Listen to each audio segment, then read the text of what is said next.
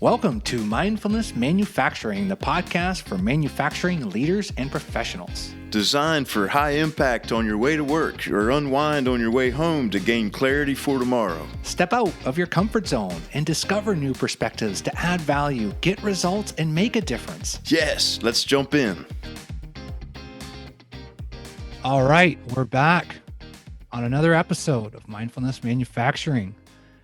And when we look back over our year plus now, we definitely see that diversity and getting different types of people on this program is key, and it's key to the growth of manufacturing. And one thing that we know is that the more different perspectives we get, especially ones that maybe we're not totally aligned with, we learn from. And in that, Dave has found us a great guest I'm excited to learn from today.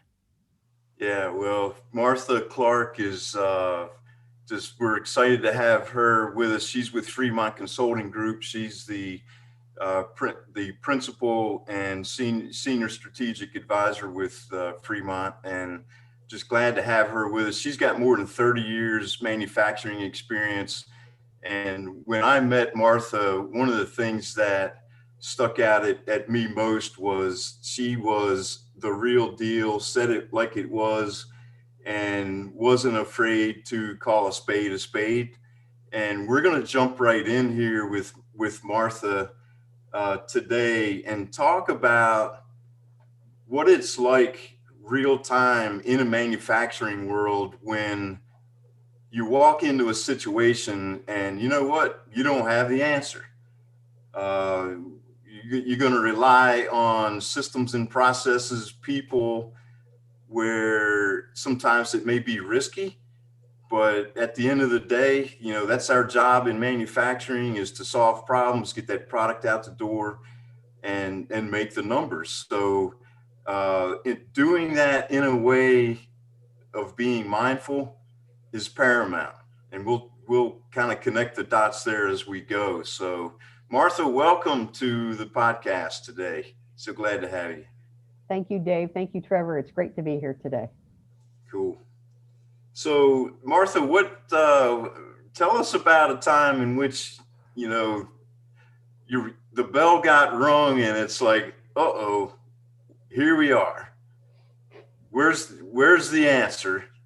And I know that you've got a ton of stories around that, but tell us something about your experience and how that could maybe help our listeners in going into work or reflecting on what they've experienced, you know, today on their job. Tell us about what that looks like when you don't have the answer and you got to trust the systems and processes in place. Okay. Before I dive into not having the answers, I will start with the thing you got to have. And I think the thing you have to have when you're in manufacturing, where when you walk in a room or on the floor,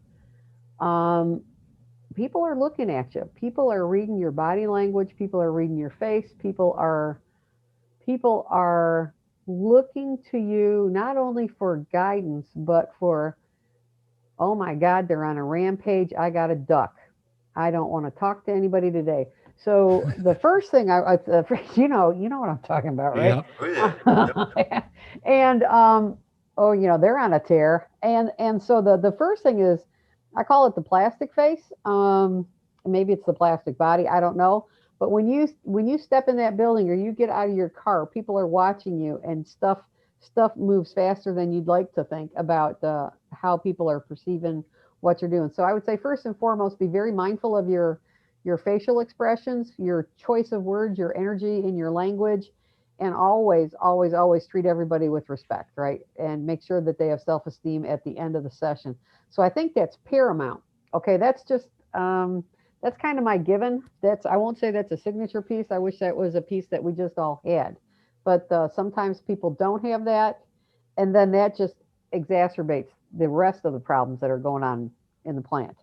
But in terms of times I didn't know stuff, gee whiz, there's so many to choose from. There is a particular time that for this podcast, I tried to think through what would be the most important. It was a particular time. I was actually in a foreign country working, And I'll preface this with, this is when I realized manufacturing is manufacturing is manufacturing wherever you are. Is it didn't matter what country I was in, what state I was in, what technology. We Yeah. all have the same problems everywhere. It just people Absolutely. are, so it's like, wait a minute, this is kind of weird. I thought this would be somehow different. But in this particular case, my ignorant moment was I didn't understand about vacations, and I happened to be in Europe. And so people get to go on vacation for long periods of time that blows Americans' minds. But what the specific thing was is I had a particular piece of equipment on multiple lines that needed manned with a person. And so when the regulars would go out on vacation, 25% of the workforce left for 6 weeks. Just it was time to go. And it wasn't scheduling vacation like maybe what we might have been used to. So the challenge was, how do I get people tooled up and trained to run this plant, to run this piece of equipment? And it was a train wreck. And it was a train wreck because in this particular case, that single piece of equipment was the piece of equipment that was critical to quality Yeah. for the product line.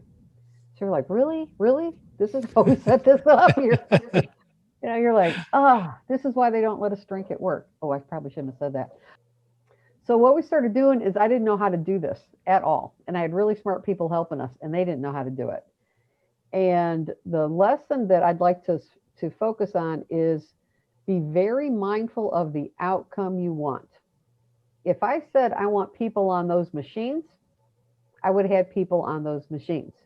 If I said I want people on those machines that can do a pretty good job, I would have gotten people on those machines that did a pretty good job. But because it was CTQ, or critical to quality, the people I had in those spots. So not only did you have to have people on spots, you had to have people that knew the critical to quality elements.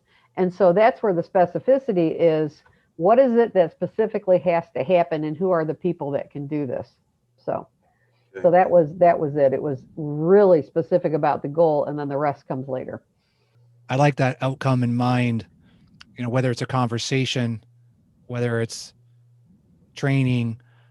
So how you had that outcome in mind, and how did you communicate that? Like, who do you communicate that with if you have that outcome in your mind, or is that just something that you just visualize, Martha, and that basically manifests your outcome? So this was another lesson, because this was a uh, and this is where I learned the power of language and word choice. Everybody had to know what was important. Everybody had to be on the same sheet of music, if you will. And we did not need to sound like a sixth grade band, right? We needed to maybe sound like maybe high school, maybe university, maybe like a small town symphony, right? It had to be good because of what was at risk. Because if that function on that piece of machine didn't operate properly, you would have rancid products, right? So we were making food packaging, and they were pretty high stakes, is probably the best way to say it. I won't share who the client was or who the manufacturing organization was. It just was pretty high stakes, so it had to be perfect. And so articulating that, what did perfect mean to me? I had to understand that. Well, it has to look like this, has to happen, this has to happen. And then I would say, guys, what do you, right? This is when you have to get everybody together and say, what do you think needs to happen from the technical team, right? Because they're pretty smart. They're certainly smarter than me. But the other piece then was, what do the operators need to tell us? What does the junior most newest person in the building need to know? And what are their questions, and how do we make it replicatable? And everybody's input, then it was then check for understanding, and then feedback mechanisms about, okay, let's try it, let's do it again, let's do it again. So it was kind of like thinking like you're like doing sports in school, right? You're going to run sprints or something like that till you get it right. You're going to practice to make sure you get the outcome that you think you wanted. So, Martha, with your experience in manufacturing, just I guess going in to a crap show, if you will, to say it Mm-hmm. nicely, uh, what I mean, what was the trick? What was your secret sauce to being, quote, an outsider, perhaps to the day-to-day operation of what was going on there, and getting in and connecting with the people that had hands on the handles? I mean, how do you do that? Okay, so I learned super quickly that you're only as good as the information you're given. And we all have filters for one reason or another on how information is communicated.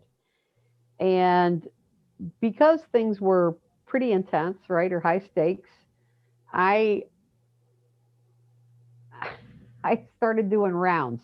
Always my dad was a doctor, right? So he was always talking about doing rounds, and I'm like, what are rounds? What are rounds? Or kissing babies and shaking hands is what I called it. When I got into this, I said, come on, let's go kiss babies and shake hands. And what that is for me, the thing that helped me do the thing I needed to do is every employee knew they were going to see me every day I was in the plant. So maybe they weren't wanting to talk to me, or maybe they were checking me out to see, oh, she's just saying it, she's not going to do it. But everybody knew that they would see me once a day, and then we'd look eye to eye and say, how was your night? How was your day? What problems are you having? What do you need? And if you do that before you have your operations meeting in the morning, you've really got a handle on what happened in the last 24 hours without somebody telling you.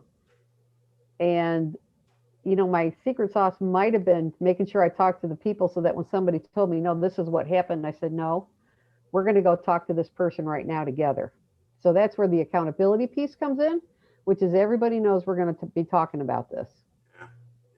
And I think maybe the other shift is that the employees really were the customers. I mean, I get there's an external customer that pays the bill, but if you want to make something happen, your employees are your gold mine. Dave talked in the Absolutely. beginning about just that chaos and in a typical manufacturing. And one of the plants I worked in, we had the employee opinion surveys, and sometimes it'd be like, hey, Trevor doesn't smile enough, or different little things like that. Yep. And it's difficult, but it's true. It's like taking that time to look them in the eyes. And I remember someone had pulled me to the side and said, hey, it's okay to smile. And in my mind was this quality issue. But really what I was doing was totally disconnecting with the most important person, which was the person running that machine. And so I'm just curious, Martha, what have you done personally to be aware when you come into the plant, to come in and say, because it's very easy just to get gravitated to the first thing that's broken down, or running over on something that's running really well, or whatever it's on your personal agenda. But how do you keep that in the forefront of your mind? What do you do before you go into work? Or maybe there's something in your own practice, because it's a separator. And I've seen leaders that are just great at it. And I know I've gone through my personal growth of having moments where I wasn't proud, and then other moments where it's kind of like, okay, now this feels good, and getting retuned. But what advice would you give to the listeners, and what do you do personally? Well, if we can take a trip down memory lane, like when I was 14 and I was finding my voice, I spent a lot of time in my room, if you can read between the lines. And I have red hair, and I'm an Italian, and I talk with, right. And I drink a ton of coffee, so I tend to be a little high energy to begin with, right. So the thing I learned is if I came in with an energy level of 5, I got 5 for the day. I never got more than what I put out. I never got anything more than I put out, and I always knew I was the leader. But when you're the leader and the role model, what you put out is what you get back tenfold. And if people can't trust you, this is going to sound like I'm on a soapbox. I don't mean to be. If people don't trust you and realize that you have their backs, yes, you have to tell them you're running a business. You got to share information, but they take their lead from you, and that's a heavy thing. Now, if you and maybe this is going to sound odd, I think that's the differentiator between managers and leaders is understanding how to suck it up regardless of, and I always called it my plastic face. You know those little plastic Halloween faces? How do you go out and smile?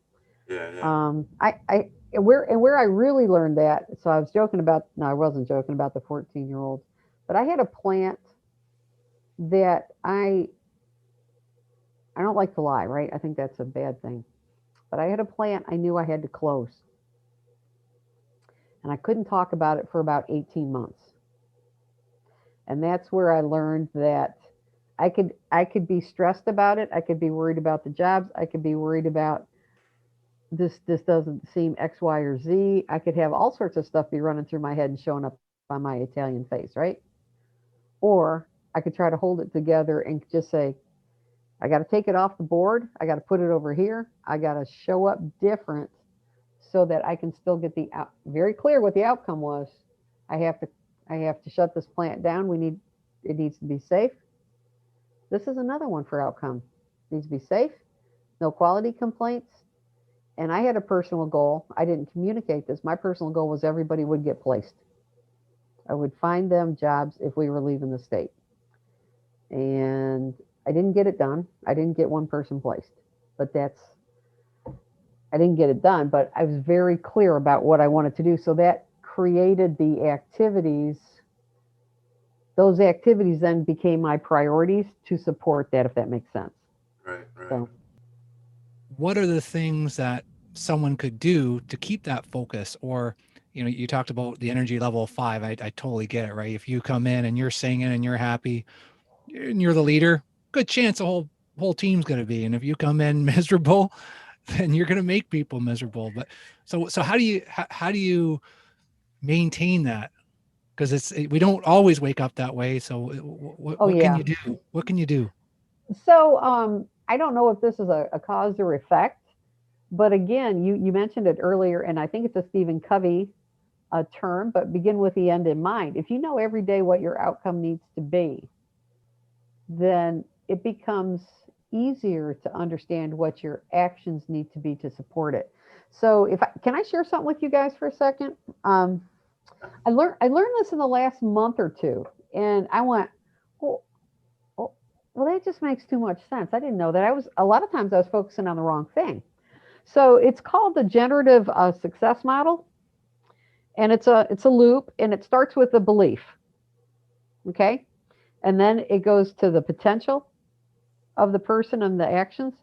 Then it goes to the specific action that you take, and then it goes to outcome. Now, for a long time, I would get the smartest people around me because, I'm not the sharpest stack in the box. I get smart people around me, and I knew what the outcome needed to be. Yeah. That makes sense, right? Yeah. Mm-hmm. Well, actually, the thing that really drives the change, and it was like a giant, like 59-year-old head slap. If you believe in something, what they believe what the outcome needs to be, then your actions will be the right thing. And outcome then is an output from your belief and your actions. Has nothing to do with potential. We all know people that are superstars, rock stars, high pots, whatever the right term is today, that don't achieve their potential because they haven't figured out how to make that connection, either X, Y, or Z. And so it's the belief that you're going to have the outcome, right? Know what that outcome is, the belief you're going to have that outcome, and then the actions to support it. And then that's where the outcome is it just naturally falls out of it. So your actions will naturally follow your beliefs in order to produce the desired outcome. Yep. And so many times I would get fixated on the outcome. I need to have X, Y, or Z. I'm a super huge fan of, whiteboards in the plant, hour by hour production or whatever is critical at the time. And so your outcome is the number that you post in that little square. But really it was the actions underneath the surface, the conversations underneath the surface that yielded that number. So, yeah. And I always thought it was the outcome, and it's not. It's the actions underneath. It's interesting. The outcome is what you talk to your bosses about. because they really don't care what, I don't mean it bad, but it's just like we need the results. How are you going to do it safely, right? Yeah. I don't know if that answered your question or not, Trevor. I guess specifically if I put it into what I do, and I wish I would have done this 20 years ago, is yeah, you got the outcome, and I got a coin, and basically on the one side it's like, what are you grateful for? And the other side is what's your intention. So it's kind of like journaling that, and that's what helps me, is that journaling it, writing it down. And but you're right, maybe just a little deeper into the belief, like, do I believe this? And if I don't, why don't I? And sometimes it's just getting in your own head that, yeah, this is a desired outcome. I can't lay on the couch and believe it's going to happen. I got to take some action. But basically, I think your advice, Martha, is, if I'm hearing you, is, yeah, figure out your why, and why do you believe it, and make sure you do, because you want to talk about authenticity. You come out there and you use your words, people will see right through you if you don't totally believe it. And you gotta dig deep into yourself, and that takes some work. So yeah, that's great. Thank you. And sometimes too, Trevor, what it is people that are smarter than you. And I'm not mechanically inclined at all, right? I often joke my superpower is being stupid and asking stupid questions, to kind of poke the sides of what the options are. Because if we think this is the best we can do, and it may be, then you automatically close off opportunities for breakthrough by looking at something different, or a minor technical tweak or a redesign of this will get you that, because we just do it the certain way, and that's the way somebody said it was. And especially in manufacturing, it's a little bit challenging, right? Because there's a whole group of people that look at standards and what your efficiencies are supposed to be, and there is a belief that as long as we're, maybe I'm saying this wrong, maybe as long as we're in the 80 to 85 range of that 100, we're pretty good, right? That's world class.